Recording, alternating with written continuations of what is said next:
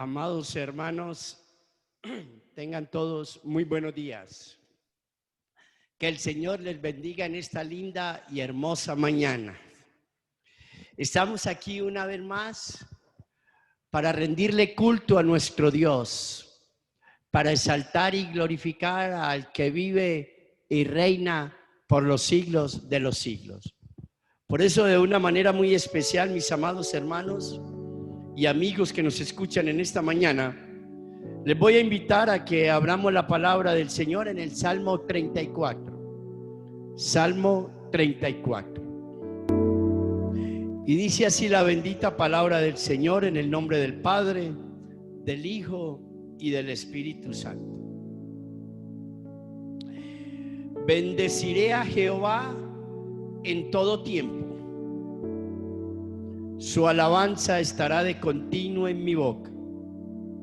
En Jehová se gloriará mi alma. Lo oirán los mansos y se alegrarán. Engrandeced a Jehová conmigo y exaltemos aún a su nombre. Busqué a Jehová y él me oyó y me libró de todos mis temores. Los que miraron a él fueron alumbrados y sus rostros no fueron avergonzados. Este pobre clamó y le oyó Jehová y lo libró de todas sus angustias. El ángel de Jehová acampa alrededor de los que le temen y los defiende. Gustad y ved que es bueno Jehová, dichoso el hombre que confía en él. A vosotros sus santos, pues nada falta a los que le temen. Los leoncillos necesitan y tienen hambre, pero los que buscan a Jehová no tendrán falta de ningún bien. Y cuando uno lee un salmo como estos, uno se da cuenta que nuestro Dios es único. ¿Y por qué es único? Porque es el único Dios verdadero, porque es un Dios vivo, un Dios que escucha nuestras alabanzas, un Dios que escucha nuestras plegarias, un Dios que se goza con nuestra adoración, un Dios que responde nuestra oración. Por eso nuestro Dios, el Dios de las Escrituras, el Padre de nuestro Señor Jesucristo, es único, no hay otro como él. Por eso el salmista dice: ¿qué puedo hacer yo delante de un Dios tan grande, único en todo el universo, en toda la eternidad? ¿Qué puedo hacer yo? Bendeciré a Jehová en todo tiempo. Su alabanza estará de continuo en mi boca. Lo que yo puedo hacer es exaltar a mi Dios siempre, a nuestro Dios, bendecirlo siempre, en todo lugar y bajo cualquier circunstancia, alabar y glorificar a Dios. Es la conclusión que él llega. Bendecirlo, dice. Y esto, cuando la gente humilde, la gente que le gusta dejarse guiar y corregir por Dios, me vean haciendo esto, ellos también se van a alegrar, como Dios se alegra y como yo me alegro. Hay una invitación en esta mañana: engrandeced a Jehová conmigo y exaltemos aún a su nombre. El salmista nos hace una invitación muy sincera a usted que me está escuchando, a mí, a todo el que esté oyendo este culto de adoración a nuestro Dios. También nos está invitando el salmista. Y él dice: ¿cómo no le voy a adorar? Si le busqué y me oyó, si de todos los temores que yo he tenido, él es el que me ha librado. Él es el que nos libra de los temores. Él nunca nos deja avergonzados. La gente siempre nos deja avergonzados y nos fallan y todo, pero él nunca. Los que miraron a él nunca serán avergonzados. Dice: el que clama a Dios lo libra de todas sus angustias. el ángel, Dios envía a su ángel para que nos proteja, para que nos guarde, para que nos defienda de todo mal y de todo peligro. Mire, mi hermano y amigo, busque a Dios para que conozca algo bueno. Busque a Dios para que usted pueda entender lo que es bueno para su vida. Dice, gustad y ve que es bueno Jehová. Dichoso el hombre que confía en él. Temed a Jehová vosotros sus santos, pues nada falta a los que le temen.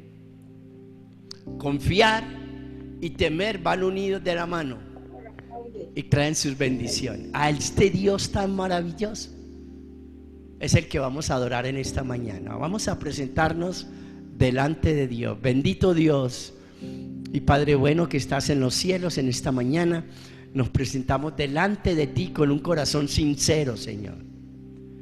Y queremos pedirte, Señor, que perdones todos nuestros pecados, nuestros malos pensamientos, nuestros malos deseos, toda mala actitud de nuestro corazón en esta mañana. Nos arrepentimos de todo corazón, toda palabra necia. Por favor, Padre, perdónenos por todos nuestros pecados. Y Señor Jesucristo, lávenos y límpienos con su sangre preciosa de todo pecado y de toda maldad. Santifíquenos. Y Padre, gracias por su amor y su perdón en esta mañana. Ahora, oh Dios, rendimos nuestras vidas a usted para rendirle culto y adoración. Reciba nuestra alabanza y nuestra adoración, porque lo hacemos de todo corazón, Padre, en el bendito y glorioso nombre de su Hijo amado Jesucristo. Gócese con nuestra adoración en esta mañana, pero también, Padre, le rogamos y le suplicamos en el nombre de Jesucristo, nuestro Señor y Salvador, que nos bendiga. Denos su bendición en esta mañana, porque su bendición es la que nos enriquece y no añade tristeza. Su bendición trae alegría y con ella no viene la tristeza, sino que viene el gozo y la satisfacción. Se lo pedimos de todo corazón en esta mañana, en el nombre de Jesucristo. Amén y amén. Bueno, vamos a gozarnos. Mañana vamos a presentarnos delante de nuestro Señor, del Rey de Reyes, del Señor de Señores. Dice la palabra: venid y adoremos al Señor. Así que adoremos juntos en este momento a nuestro Señor.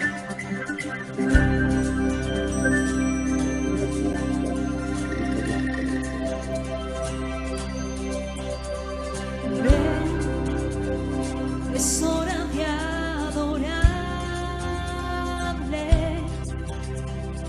Ven, abre tu corazón a Él. Ven, ante su trono estamos. Ven, ante la majestad de Dios. Vamos todos nuevamente. Ven, es hora de adorarle. Ven, abre tu corazón a Él. Ven, ante su trono estamos. Ven, ante la majestad de Dios. Ven. Toda lengua confesará que es Dios, las rodillas se doblarán, y un tesoro eterno tendrá sangre si escoge su amor.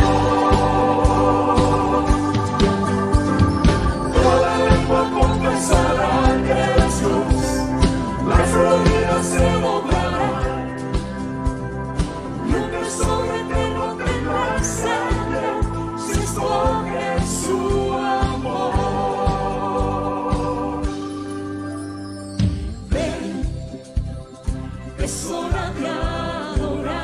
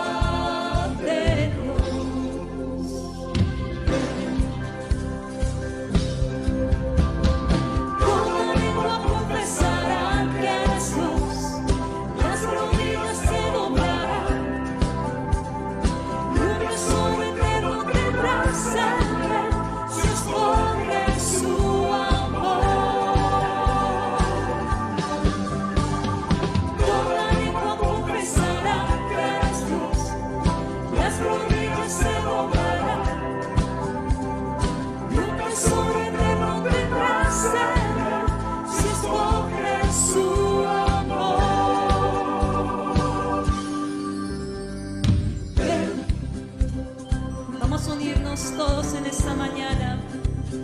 Ahí donde usted se encuentra en este momento, en distintos lugares, nos unimos todos y acudimos al llamado de venir a adorarte, Señor. Disponemos nuestros corazones porque queremos adorarte con conciencia de delante de quien estamos, de un Dios que es soberano, que es todopoderoso, que es fiel, que es verdadero, que es amoroso. Pues dicen las Escrituras, tan cierto como que yo vivo, dice el Señor, toda rodilla se doblará ante mí y toda lengua confesará a Dios. Tú lo confiesas en este momento, lo confesamos que Él es Dios, Él nos hizo y no nosotros a nosotros mismos. Pueblo suyo somos y ovejas de su prado. Dice el Salmo 95, venid, adoremos alegremente a Jehová, cantemos con júbilo a la roca de nuestra salvación. Tú estás salvo, tú estás completo en Cristo Jesús y es motivo para dedicarle esta mañana al Señor. Vamos a cantar y a decir, Señor, yo doblo mis rodillas delante de ti y mi lengua confiesa que tú eres Señor de señores. Así es, Señor. Alaba al Señor en este momento. Tu lengua confesará que eres Dios, las rodillas se doblarán y un tesoro eterno tendrás siempre si escoges su amor. Toda lengua confesará que eres Dios, las rodillas se doblarán. Dile nuevamente. Toda lengua confesará que eres Dios, las rodillas se doblarán. Y toda lengua confesará que eres Dios, las rodillas se doblarán. Y un tesoro eterno tendrás siempre si escoges su amor. Vamos a decir todos. Él es rey. Él es rey. Él es rey. Él es rey.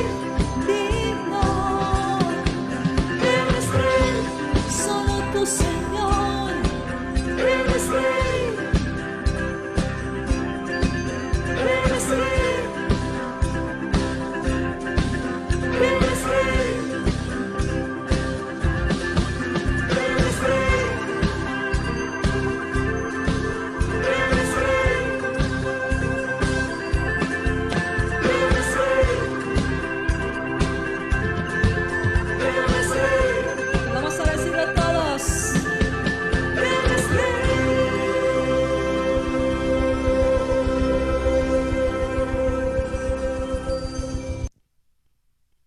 Amor de Dios, inmenso amor, amor que todo entrega. Tú me has dado vida nueva y me llenas. Yo jamás podré entender cómo me amaste, sabiendo bien cómo soy. Tú me compraste un lugar en tu mansión, en tu cielo santo. Es que no merezco tanto, gracias te doy. Amor de Dios, inmenso amor, amor que todo entrega. Tú me has dado vida nueva y me llenas. Amor de Dios, inmenso amor, amor que me consuela. Tú interrumpes mi tristeza y me llenas.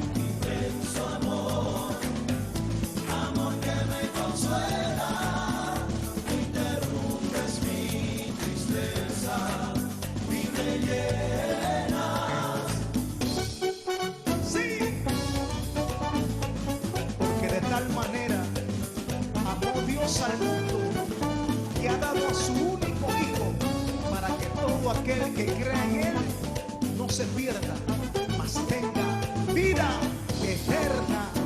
Sí, te alabamos, incomparable, incambiable, inmutable Dios, santo.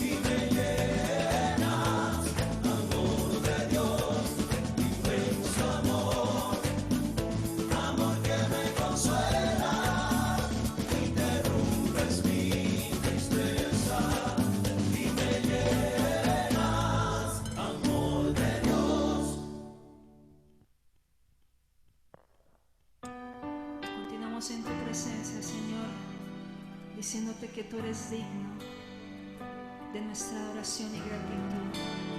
Por eso te decimos, Señor, gracias por la cruz, oh Dios,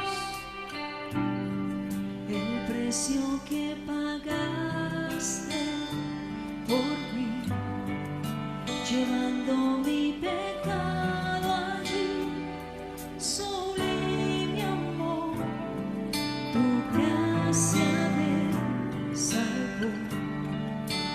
Gracias por tu amor, oh Dios, tus manos clavadas por mí, me has lavado, oh Señor, conozco hoy tu abrazo, tu perdón.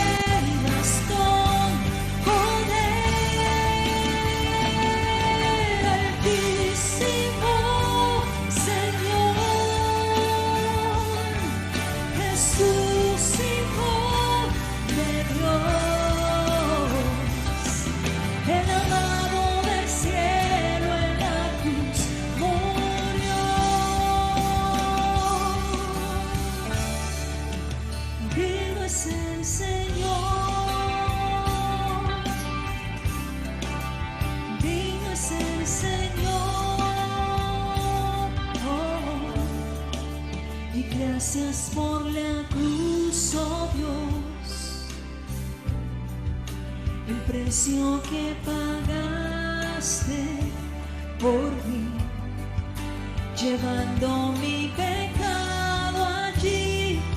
Sublime amor, tu gracia me salvó. Gracias por tu amor, oh Dios,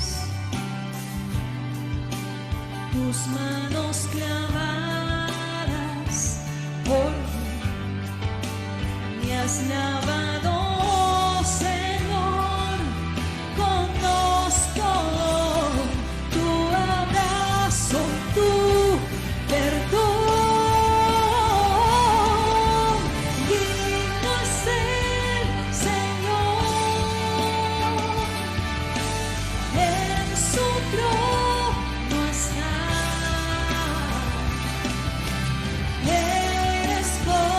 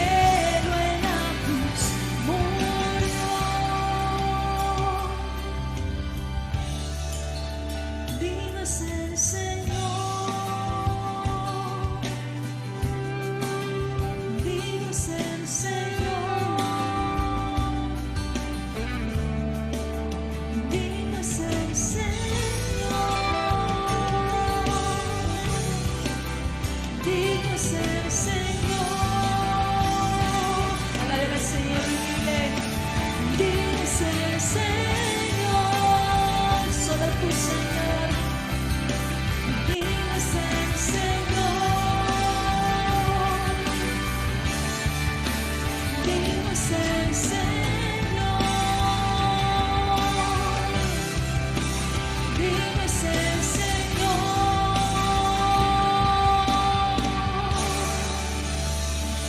Digno es el Señor.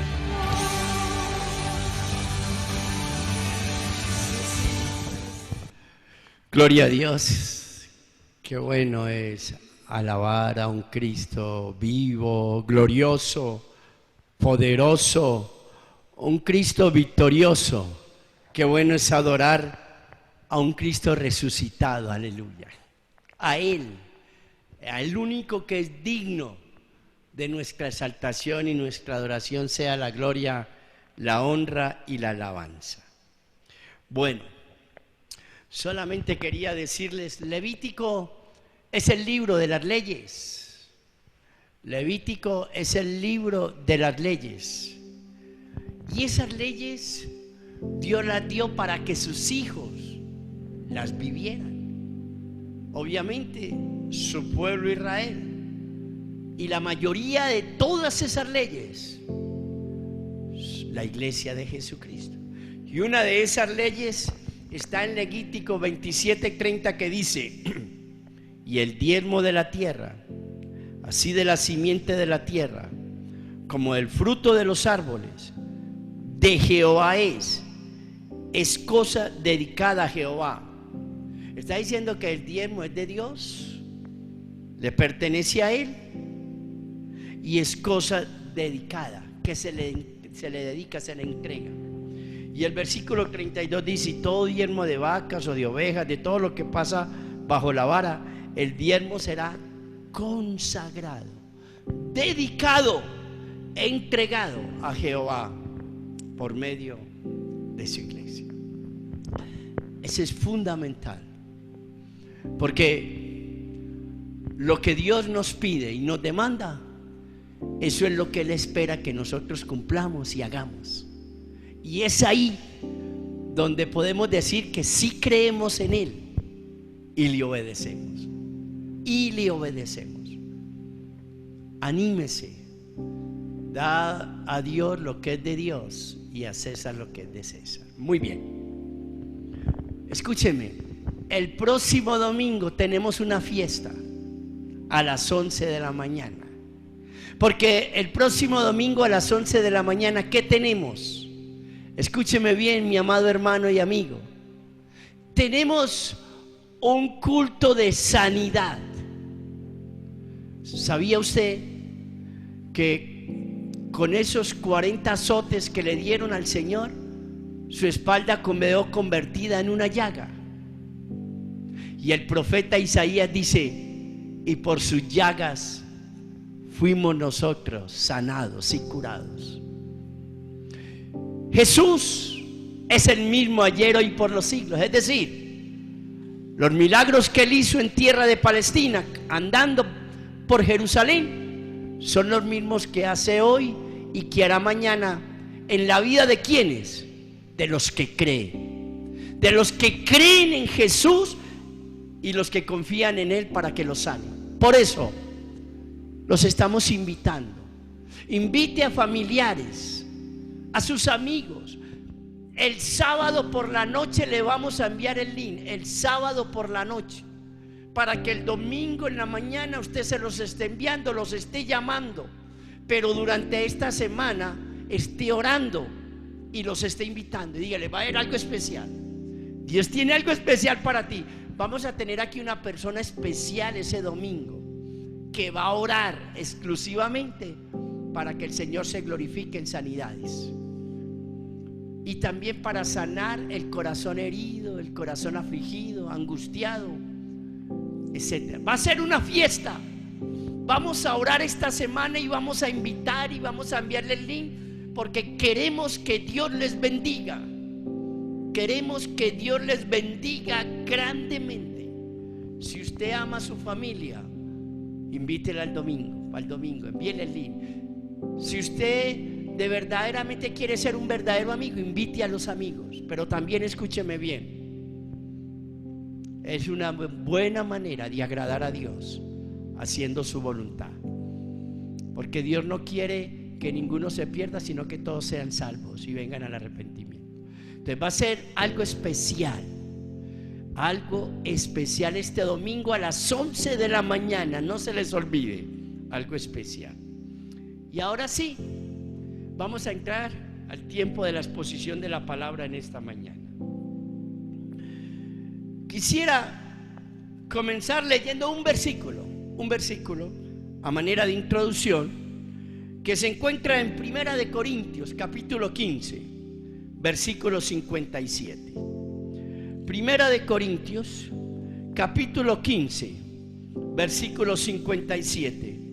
Y dice así la bendita palabra del Señor, en el nombre del Padre, del Hijo y del Espíritu Santo. Dice el apóstol Pablo a la iglesia de los Corintios y a todas las iglesias de Jesucristo a través de los tiempos y en todo el mundo: mas gracias sean dadas a Dios, que nos da la victoria por medio de nuestro Señor Jesucristo. Aquí el apóstol Pablo nos está diciendo que Dios, por medio de Jesús, nos da la victoria. Es decir, nos lleva a que nuestras vidas sean triunfantes y victoriosas. Triunfantes y victoriosas. Triunfantes y victoriosas ¿sobre qué? Sobre el pecado, sobre la muerte, sobre las fuerzas del mal, el diablo, que el Señor lo reprenda, y todos sus demonios. Sobre que mi corazón no se incline a hacer lo malo, que mis pies no se vayan a resbalar a hacer lo malo. Dios nos da la victoria a través de Jesucristo. ¿La victoria sobre qué? Sobre los deseos de la carne, los deseos de los ojos y la vanagloria de la vida, porque eso viene del mundo, y dice que el mundo pasa y sus deseos. La victoria sobre esas luchas que tenemos, dice, gracias sean dadas a Dios que nos da la victoria. Es decir, a través de Jesucristo somos más que vencedores, somos más que victoriosos. Qué especiales. Pero yo sé que cuando uno conoce a Jesucristo de corazón, ninguno quiere fracasar en la vida cristiana. Ninguno quiere fracasar en su fe. Los que son llamados al ministerio no queremos fracasar en nuestro ministerio. Uno no quiere fracasar en su hogar. Pero mire, la Biblia nos enseña que Dios escogió a Sansón, y escogió a Sansón desde el vientre de su madre. Dios lo apartó para él, y le hizo un llamado de nazareo, es decir, para cumplir una tarea específica. Y dentro de eso era no beber vino, dejarse crecer el pelo, etcétera. Pero cumplir una tarea específica. ¿Cuál era? Ser el libertador de Israel. El libertador de Israel. Sansón fracasó. Sansón, los filisteos le sacaron los ojos y se convirtió en la burla y el payaso de los filisteos. Sansón se suicidó, que mató mucha gente cuando se suicidó, sí, pero se suicidó. Terminó fracasado, no vencedor ni triunfante, sino fracasado, cuando fue escogido para vivir una vida triunfante y victoriosa.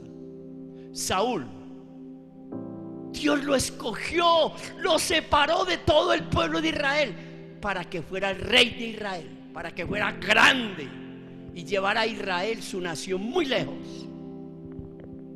Fracasó, cogió la espada y se suicidó. Fracasó. Mire, Elí, Dios escogió a Elí para ser un sacerdote de su pueblo Israel para que le guiara, le orientara, le enseñara a conocer a Dios, a amar a Dios, les enseñara cómo vivir una vida agradable a Dios como santos. Y fracasó. Ni a sus hijos pudo enseñarles, ni formarles, ni educarles. Fracasó. ¿Cómo murió? Desnucado. Mire, Ananías y Zafira fueron escogidos para ser columnas, baluartes de la iglesia primitiva. Columnas, baluartes. ¿Y qué pasó con ellos? Fracasaron por engañar al pueblo de Dios, por engañar a los hermanos, a la iglesia. Dios los fulminó y los mató delante de la iglesia. Fracasaron. ¿Qué diremos de Demas, de Himeneo y Fileto, Janes y Jambres? ¿Qué diremos de tantos que fueron escogidos para vivir vidas victoriosas, para vivir vidas triunfantes, pero han terminado sus vidas fracasados?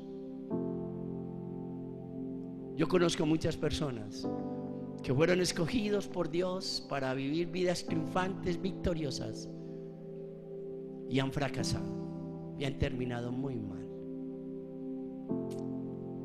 Vivir vidas triunfantes y victoriosas no se lleva a cabo con un simple deseo. Yo quiero ser cristiano, yo quiero agradar a Dios.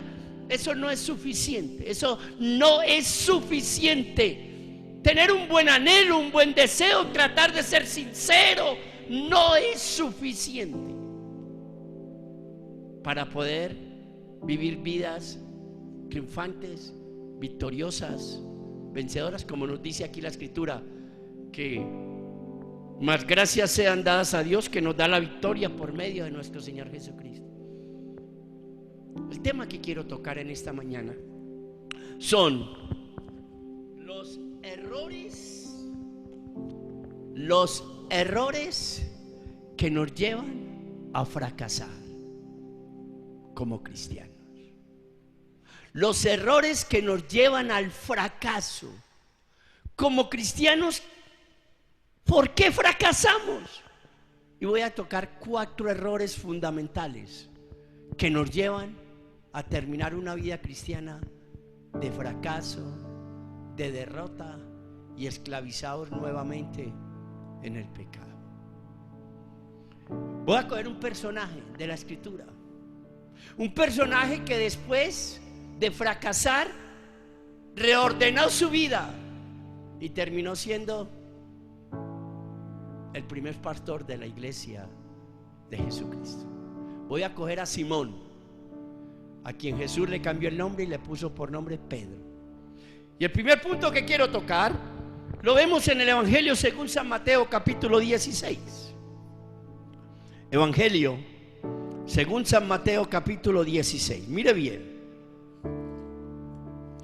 el tema: errores que nos pueden llevar al fracaso, nos llevan a fracasar como cristianos, como hijos de Dios, como esposos, como padres.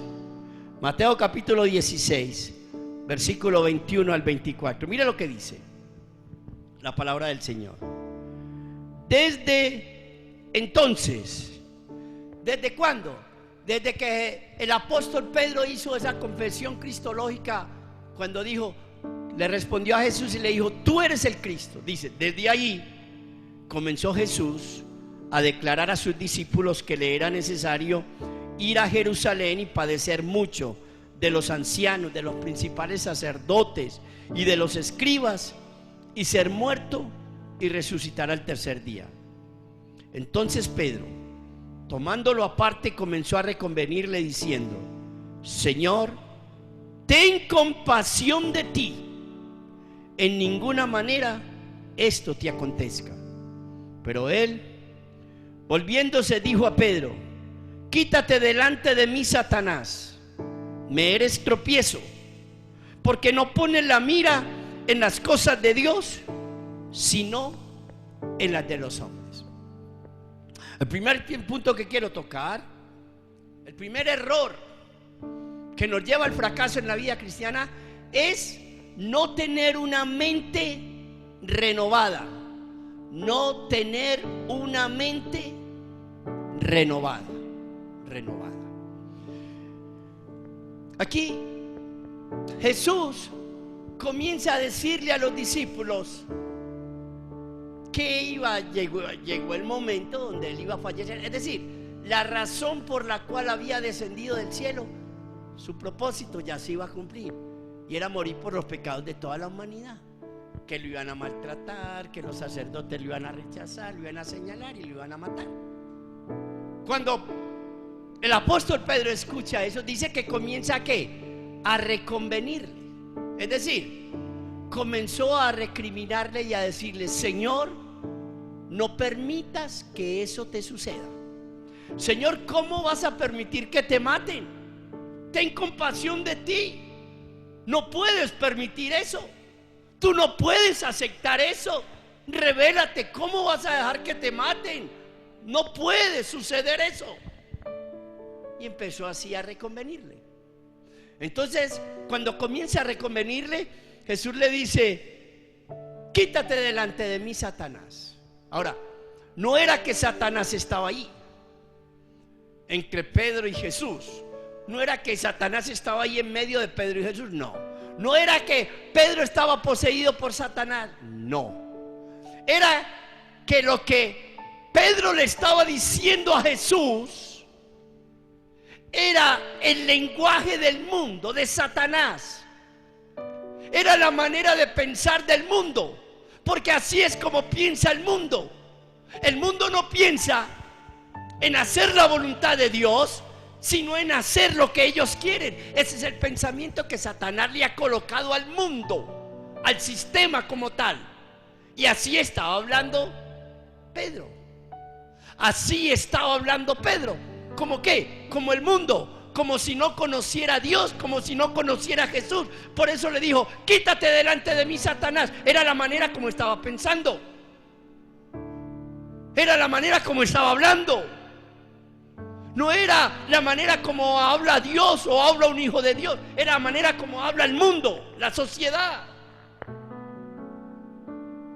Mire, y Jesús le dijo: no pones la mira en las cosas de Dios, sino en las de los hombres. Le dijo: Pedro, si tú me quieres conocer a mí, tienes que aprender a pensar como mi Padre piensa.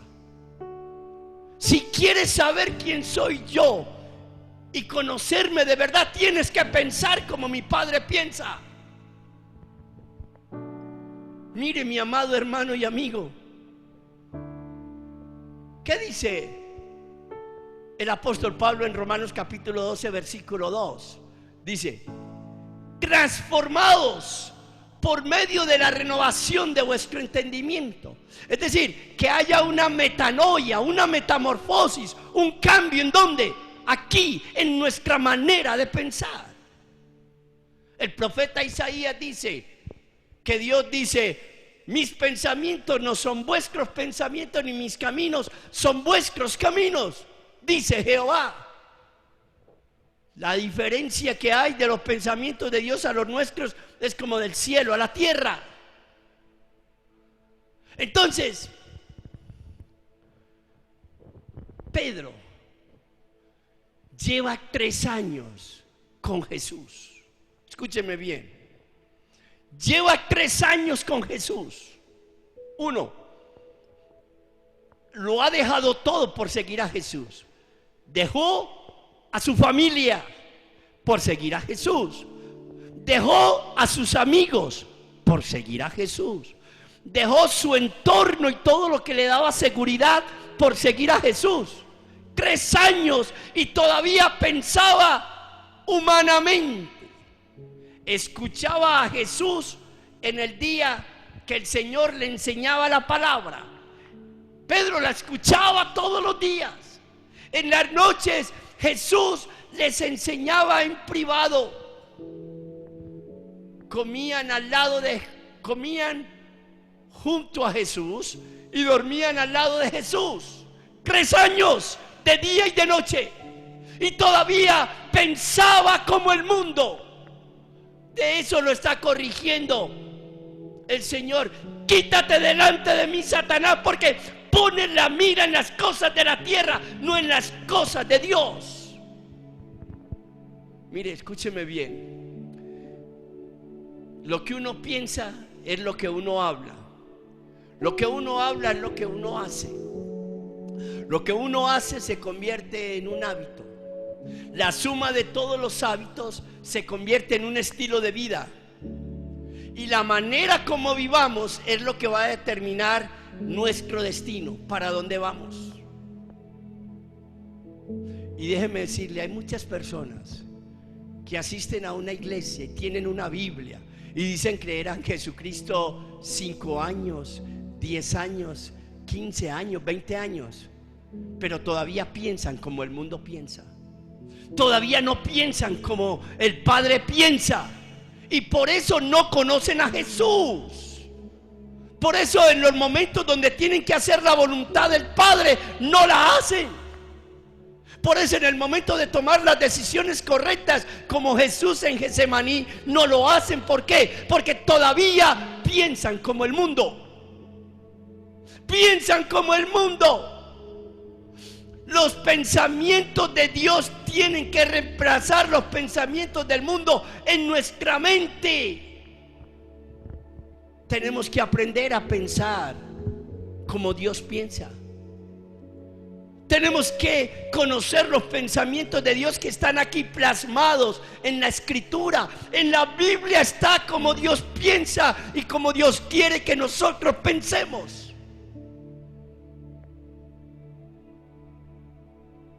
Nuestra mente tiene que ser renovada.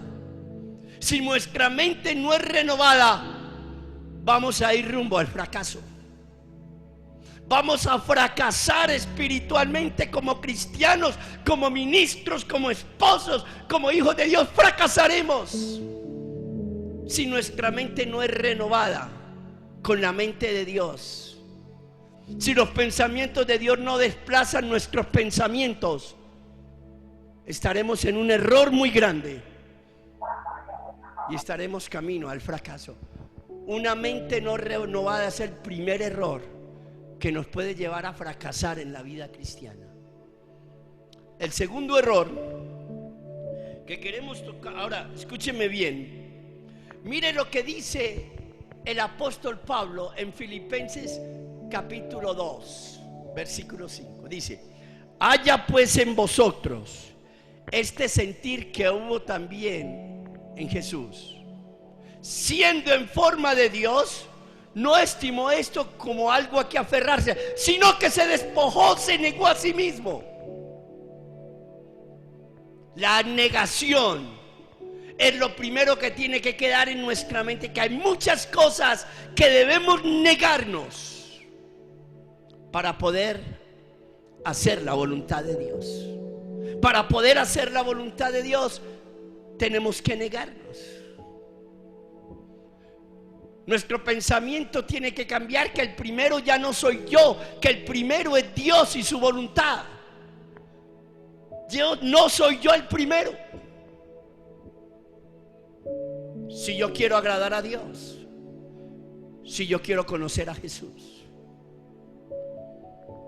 Oh, mi amado hermano y amigo, el primer error, no tener una mente renovada. El segundo error lo miramos, mi amado hermano y amigo, en el Evangelio según San Mateo capítulo 14 versículo 28. Mateo 14 versículo 28. Mira lo que dice Evangelio según San Mateo capítulo 28 Mateo capítulo 14 versículo 28 al 31. Dice así: sabemos que Jesús acaba de hacer un milagro, la multiplicación de los panes y de los peces. Después de hacer ese milagro,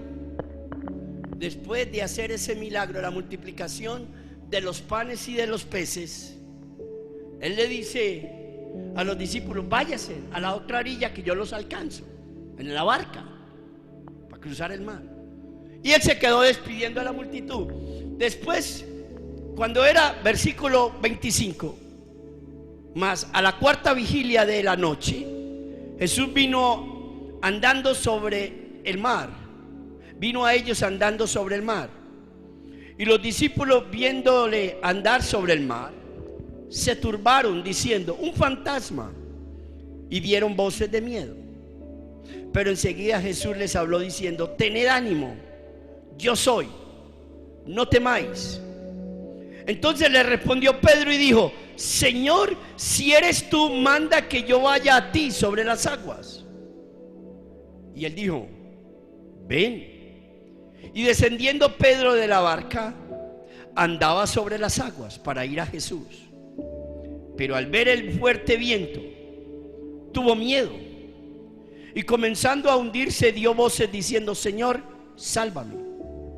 Al momento, Jesús, extendiendo la mano, asió de él y le dijo: hombre de poca fe, ¿por qué dudaste? El primer error es una mente no renovada, y el segundo error es la mirada desviada. La mirada desviada. Escúcheme bien. Dice la escritura que en la cuarta vigilia, cuando Jesús iba caminando en la noche, ellos alcanzaron a ver de pronto el resplandor de su gloria, algo blanco, creyeron que era un fantasma, tuvieron temor. Jesús les dice: no temas, yo soy. Entonces Pedro le dice: bueno, si eres tú, di que yo también camine sobre las aguas. Y yo: ven. Y mire lo que pasó. Dice, versículo 28. Entonces le respondió Pedro y dijo: Señor, si eres tú, manda que vaya a ti sobre las aguas. Y él dijo: ven. Y descendiendo Pedro de la barca, andaba sobre las aguas para ir a Jesús. Oh, mi amado hermano y amigo, Jesús no solo caminó sobre las aguas, Pedro también caminó. Pedro también anduvo por encima de las aguas, así como caminó Jesús. Iba caminando tranquilamente, se iban encontrando. El Señor venía hacia la barca, Pedro iba hacia Jesús, y estaban caminando sobre las aguas. ¿Quiénes? Los dos. Los dos. Y Pedro mirando a Jesús y caminando por encima de las aguas. Por encima de las aguas. Pero note, versículo 30. Pero al ver el fuerte viento, tuvo miedo. Mire, Pedro caminaba por encima de las aguas y veía a Jesús, y el fuerte viento estaba ahí, y las olas estaban ahí, la marea, todo estaba ahí. Pero Pedro tenía la mirada en Jesús y caminaba por encima de las aguas y oído, y no tenía miedo. Pero cuando quitó la mirada de Jesús y miró a un lado y vio las olas, y al otro vio ese viento fuerte y todo eso, empezó a tener miedo y comenzó a hundirse, a hundirse. Mientras tenía la mirada en Jesús, las circunstancias eran las mismas, pero sin miedo y caminando por encima de las aguas. Cuando quitó la mirada de Jesús, sintió temor, empezó a dudar y se hundió. Mire, mi amado hermano y amigo, cuando quitamos para uno tener la mirada en Jesús, tiene que tener una mente renovada. Una mente renovada nos lleva a tener la mirada puesta en Jesús. Cuando quitamos la mirada de Jesús, nos comenzamos a hundir. ¿A hundir en qué? En el miedo. ¿A hundir en qué? En la inseguridad. ¿A hundir en qué? En los problemas, en las dificultades. Empezamos a dudar. ¿Será que Dios sí me va a ayudar? ¿Será que yo sí lo puedo? ¿Será que sí se va a cumplir lo que Dios dice? Y empieza uno a dudar. ¿Por qué? Porque quitó la mirada de Jesús. ¿Por qué? Porque empezó el pánico y el miedo a ser presa de él. Porque ya no está viendo a Jesús. Cuando uno mira a Jesús, uno puede caminar y andar por encima de los problemas. Cuando uno mira a Jesús, uno puede andar por encima de las dificultades y de las necesidades y no hay temor. Nada nos atosiga, nada nos asfixia. Caminamos por encima de los conflictos, los problemas, cuando tenemos la mirada en Jesús. Pero cuando quitamos la mirada de Jesús, empezamos a dudar y empezamos a hundirnos. Y empezamos a hundirnos. Y eso es lo que sucede. Quitar la mirada de Jesús es empezar a sentir temor. Empezar a que las preocupaciones nos ahoguen, las dificultades nos asfixien. Empieza el miedo a tomar control de nosotros. ¿Por qué? Porque hemos quitado la mirada de Jesús. Pero si tenemos la mirada puesta en Jesús, podemos caminar tranquilamente, sin temor, y no nos hundimos. Déjenme decirles, Jesús le dijo: hombre de poca fe, ¿por qué dudas? Jesús le dice que el resultado de quitar la mirada de él fue que empezó a dudar. ¿Qué empezó a dudar? ¿En qué sentido? En el sentido de que no, ya no soy capaz de caminar, me voy a ahogar, me voy a hundir. No, ya no soy. Empezó a dudar de lo que Jesús le dijo. Tú quieres caminar por encima de las aguas, me pediste que querías venir donde mí caminando, ven. Y él empezó a hacerlo muy firmemente con la mirada de Jesús. Cuando lo quitó, empezó a dudar: ya no soy capaz, no me voy a hundir. Y eso fue lo que pasó. Y por eso Jesús le dijo: hombre de poca fe, ¿por qué dudaste? En el griego hay dos clases de duda. En el griego hay dos clases de duda. ¿Cuál es la primera duda? La primera duda la vemos en Mateo capítulo 28. ¿Qué dice Mateo capítulo 28? Dice, Mateo capítulo 28, vamos a leer del versículo 16 en adelante. Dice: pero los 11 discípulos se fueron a Galilea, al monte donde Jesús les había ordenado. Y cuando le vieron, le adoraron. Pero algunos, ¿qué? Dudaban. Pero algunos dudaban. Y Jesús se acercó y les habló diciendo: toda potestad me es dada en el cielo y en la tierra. Es decir, el que tiene el poder soy yo. Por tanto, id y haced discípulos a todas las naciones, bautizándolos en el nombre del Padre, del Hijo y del Espíritu Santo, enseñándoles que guarden todas las cosas que os he mandado, y aquí yo estoy con vosotros todos los días hasta el fin del mundo. Amén. Yo siempre me preguntaba y decía: habían unos discípulos que cuando vieron a Jesús se maravillaron, se alegraron, pero hubo otros que se asombraron y dudaron.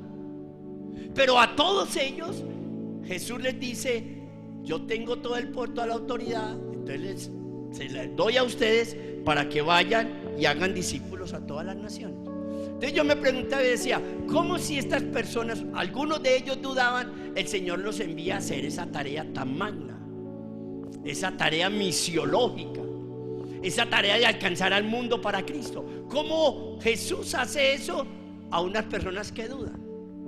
Y resulta que es que hay una duda que se llama la duda de confusión. Y aquí los discípulos estaban confundidos. ¿Por qué estaban confundidos? Primero, les acaban de matar a su líder, una muerte muy violenta.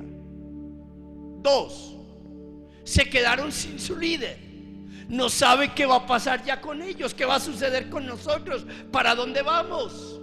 Tres, tienen miedo de que a ellos también los van a perseguir, también les van a hacer daño, también nos pueden matar y todo esto. No saben qué está pasando, se encierran en una casa con miedo, con temor. Y cuando ven a Jesús, no saben si es una visión, si es una realidad, porque están confundidos por todo lo que está viviendo. Por eso cuando lo ven como que dudan: ¿será que sí es? Pero lo acabaron de matar, ¿cómo es esto? Y Jesús aún ellos dudando, les encomienda esa misión.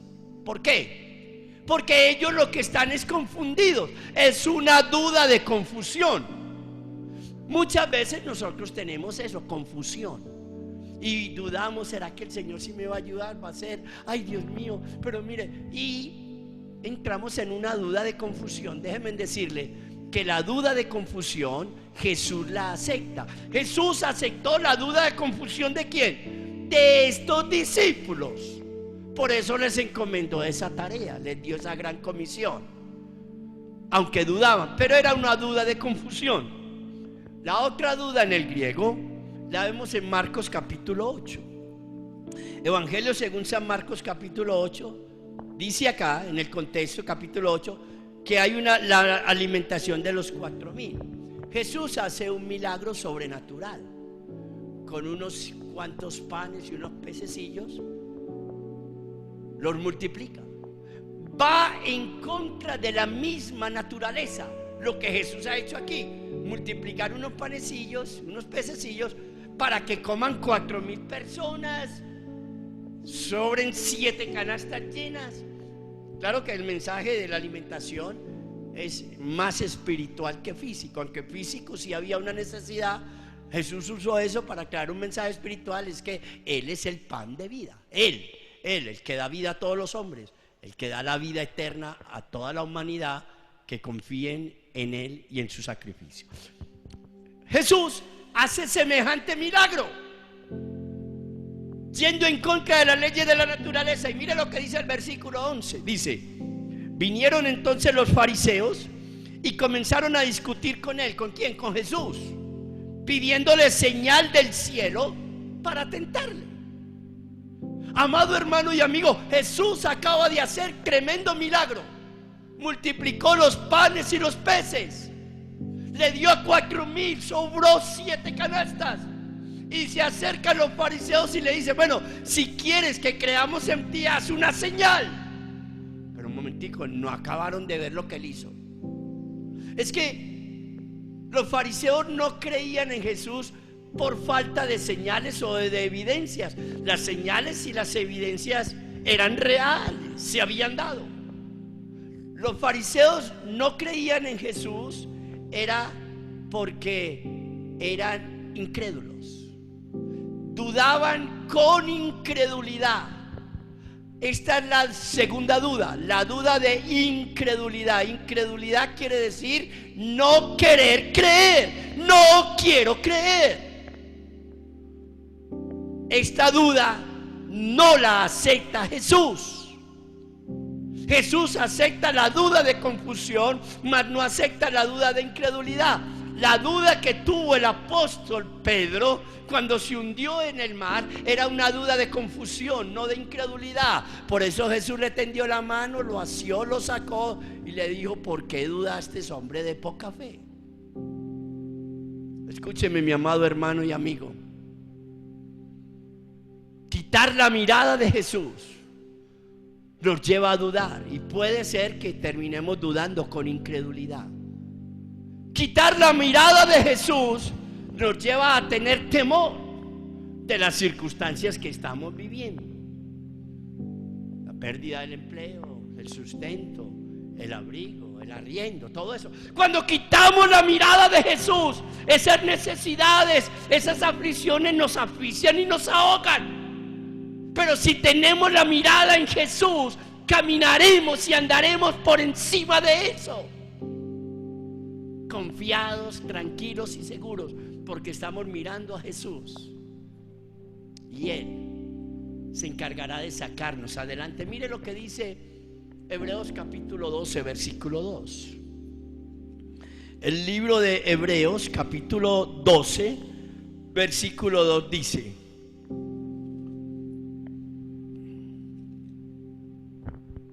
puesto los ojos en Jesús, el autor y consumador de la fe, el cual por el gozo puesto delante de él sufrió la cruz, menospreciando el oprobio, y se sentó a la diestra del trono de Dios. Aquí el autor de la epístola a los hebreos nos dice: puesto los ojos en Jesús, el autor y consumador de la fe. Es decir, la fe tiene un origen, es Jesús, y la fe tiene un destino, es Jesús. Y Jesús nos demostró con todo lo que vivió que Él es el consumador de la fe. Por eso hay que mirarlo ¿a quién? A Él. A Él. El pastor no es el centro de nuestra mirada, no es nuestro hogar, no es nuestra esposa, es Jesús el centro de nuestra fe. ¿A quién está mirando usted? ¿Qué es lo que usted mira? Hay mucha gente que mira a los hermanos para criticarlos, miran las iglesias para juzgarlas, para señalarlas, están mirando a todo el mundo para juzgarlos. Mire a Jesús, el autor y consumador de la fe, para que salga de ese círculo vicioso que vive, para que sean rotas esas cadenas, para que sean rotas salga de la esclavitud, del pecado y de la muerte, para que Jesús le consuele en la aflicción y lo saque adelante, para que le quite todos esos temores. Ponga la mirada en Jesús. Tener la mirada desviada es quitar la mirada de Jesús, y es ahí donde seguimos fracasando. Fracasamos, comenzamos a fracasar cuando nuestra mente no está renovada, pero seguimos fracasando cuando nuestra mirada está desviada, cuando Jesús no es el centro de nuestra mirada, sino otras cosas. Mire, hermano y amigo, voy a continuar porque voy a continuar de hoy en 15. Voy a continuar los 4 errores que nos llevan al fracaso en la vida cristiana. Y si fracasamos en la vida cristiana, vamos a fracasar en el hogar, y vamos a fracasar como padres, y vamos a fracasar como esposos, y vamos a fracasar como ministros, como líderes, como siervos del Dios Altísimo. Pero no fuimos escogidos para eso. No. ¿Para qué fuimos escogidos? Primera de Corintios capítulo 15 versículo 57. Mas gracias sean dadas a Dios, que nos da la victoria por medio de Jesucristo. Somos más que vencedores en Cristo. ¿Vencedores de qué? De las dificultades. ¿Qué dice la vida? Ni tribulación, ni angustia, ni hambre, ni persecución, ni desnudez, ni peligro de muerte, ni nada, ninguna cosa creada nos podrá separar del amor de Dios que es Cristo Jesús. ¿Por qué? Porque somos más que vencedores en Cristo, porque somos triunfadores, porque no somos unos derrotados ni unos fracasados, porque Cristo Jesús nos ha dado la victoria. Jesucristo venció por nosotros en la cruz del Calvario, resucitó por nosotros y está sentado a la diestra de Dios Padre por nosotros. Somos más que vencedores, pero tenemos que tener una mente renovada. Tenemos que estudiar la Escritura, tenemos que estudiarla y esforzarla en entenderla, orarle al Espíritu Santo a que nos dé sabiduría y entendimiento de la palabra. Hay que escudriñarla. Nos hemos vuelto perezosos para leer la Biblia. No les estamos dando la importancia a la Biblia. Ya llevamos tanto tiempo en la vida cristiana, eso ya lo sé. Esas cosas ya lo sé yo. Cuidado, ojo, el que esté firme, mire que no caiga, dice el Señor. No es así, mi amado hermano y amigo. No es así, es teniendo hambre y sed de Dios y de su palabra. Es cada día transformando más nuestra manera de pensar, porque cada día nos estamos acoplando más al pensamiento del mundo y no al pensamiento divino, al pensamiento de Dios. Y eso nos puede llevar a fracasar. Hay que revestir nuestra mente con los pensamientos de Dios y desplazar los pensamientos del mundo, para que pensemos como Dios, para que hablemos como Dios y hagamos lo que a Dios le agrada. Pero hay que tener la mirada en Jesús, la mirada puesta en Jesús. En todo momento hay que mirarlo a Él. Toda decisión hay que mirar a Jesús. Todo lo que voy a hacer hay que preguntarme si Jesús lo haría. Y si Jesús lo hace, yo lo hago. Pero si Jesús no lo hace, yo tampoco lo hago. Hay que tener la mirada. Si no tenemos la mirada en Jesús, estamos desenfocados. Camino al fracaso, camino a la derrota. Fuimos escogidos para vivir vidas victoriosas. Dios no quiere que nos pase lo que le pasó a Saúl, lo que le pasó a Sansón, lo que le pasó a Elí, lo que le pasó a Ananías y Samira y a otros muchos. Porque Dios no nos escogió para eso. Nos escogió para darnos la victoria por medio de su gracia, a través de su Hijo amado Jesucristo. De toda adversidad, toda dificultad, toda tentación, toda prueba, todo lo que se nos presente en este mundo, en Cristo Jesús somos más que vencedores si nuestra mirada está puesta en Él. Padre, gracias. Gracias por su palabra en esta mañana. Gracias por enseñarnos, Señor, a tener mucho cuidado con estos errores que nos llevan al fracaso, errores que nos llevan a la derrota, errores que nos llevan a ser cautivados por el miedo, el temor. Ayúdenos, Señor. Ayúdenos a mirarlo solo a usted. Oh Señor del cielo y de la tierra, ayúdenos a renovar nuestra mente, a renovar nuestra fe día a día con su palabra, Señor, para que podamos vivir vidas victoriosas, vidas triunfantes en Cristo Jesús, con los pensamientos divinos y con la mirada puesta en Jesús, el autor y consumador de la fe. En esta semana que comienza, Padre, líbrenos de tentaciones, líbrenos de acechanza del mal, de todo el que quiera hacernos daño. Protéjanos en el nombre de Jesús y ayúdenos a renovar nuestra mente en esta semana y en todo lo que se nos presente, a tener puesta la mirada en Jesús, para que hagamos lo que Jesús haría en nuestro lugar. Y de esta manera la gracia de Dios se derrama sobre nosotros y Dios nos lleva de triunfo en triunfo y de victoria en victoria por medio de su Santo Espíritu. Muchas gracias por su palabra en esta mañana, Padre. Gracias por la bendición de su presencia y por habernos hablado en esta mañana. Le adoramos, le bendecimos y le glorificamos. Padre, prepárenos para el domingo próximo. Padre, prepárenos para este evento maravilloso, donde queremos ver las personas, que usted las sane, les sane de enfermedades, les sane de las heridas del corazón, pero también los liberte del pecado y los haga libres y los salve.